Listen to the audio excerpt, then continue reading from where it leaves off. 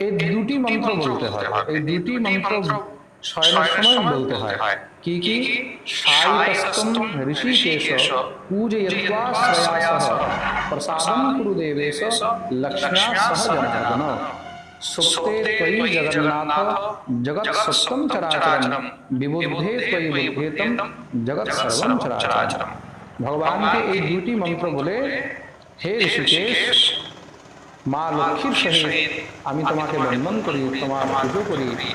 ভগবানকে যথা নিজের নিজের উপাসনা পদ্ধতি অনুসারে, নিজের সামর্থ্য অনুসারে ভগবানকে পুজো অর্চন দেবে। 16 উপচার ভগবানের পূজা পঞ্চ উপচারেও হয়, 10 উপচারেও হয়, 16 উপচারেও হয়, আর 16 উপচারেও হয়। ধূপ দ্বীপ নৈবেদ্য গন্ধ পুষ্প ইত্যাদি বস্ত্র এসব সমস্ত দিয়ে ভগবানের যেভাবে পুজো করা হয়, পশ্চাৎ ভগবানকে স্বয়ং দেবে। আর